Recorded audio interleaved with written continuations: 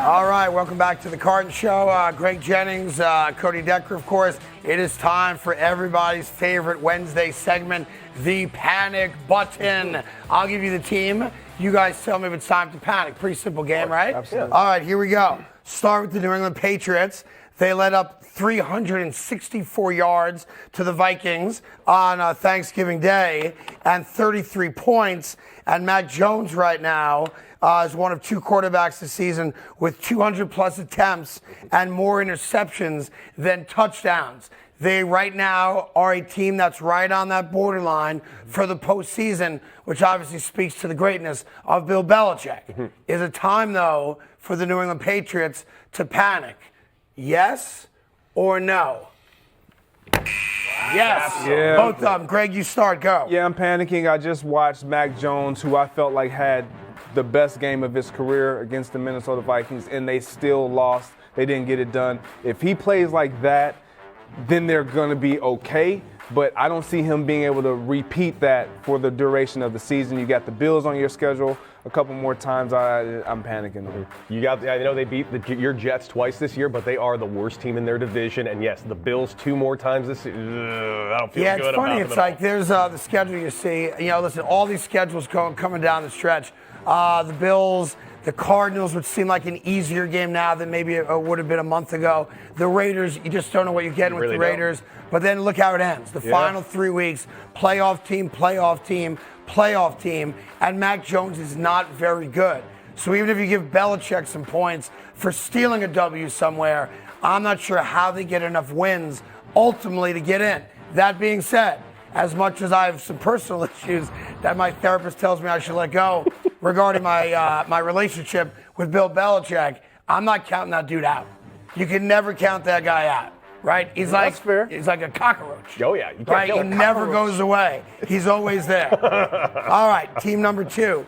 Lamar Jackson, out of character, put out a stupid tweet. He's frustrated. The Ravens have the worst fourth quarter defense in football. They've allowed 108 points in the fourth quarter alone, by far the most in the NFL. And now, because of that last-second letdown again last week, they are now battling with Cincinnati for the division. There is no guarantee whoever comes in second in the AFC North gets into the playoffs.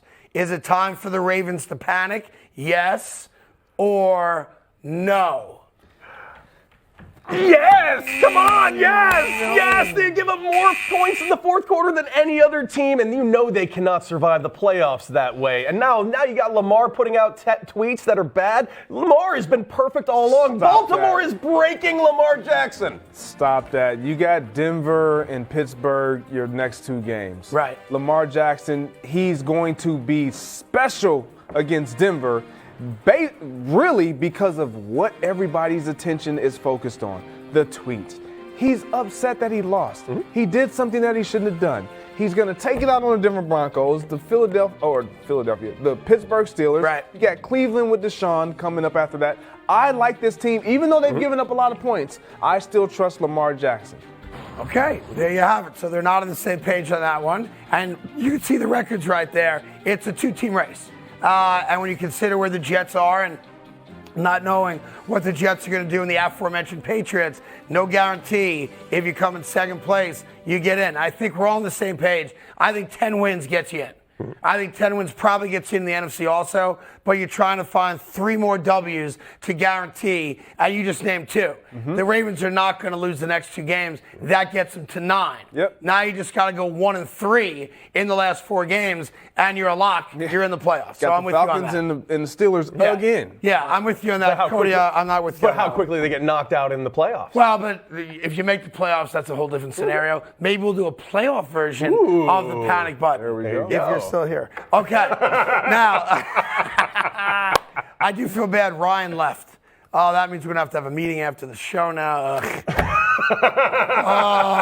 All right. Anyway, the Tampa Bay Buccaneers, they're under 500 after the letdown this past weekend in which Todd Bowles pulled the Todd Bowles.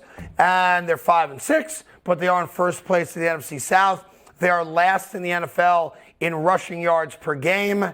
They still have Tom Brady. It seems like They were about to come out of this malaise, but they didn't. Is it time for Tampa Bay Buccaneer fans to panic, yes or no? Wow.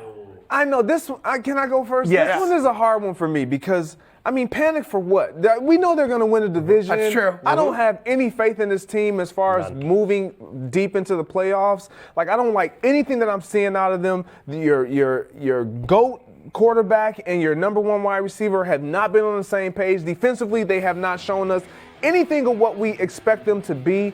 I don't like this team, but their division is so weak. That's true. I can't panic on them because I know they're going to probably win the division. And that means you're also going to have a home playoff. Exactly. Right. It's Now, they're not a even- good football team. No. But that being said, you get a home playoff game. Now you're 2 wins away from the Super Bowl. They had 2 straight wins in a row where Tom Brady started having fun again, even put out some comments, and they even had a fourth quarter drive at the end of the game that reminded us of Tom Brady. And what happened last weekend?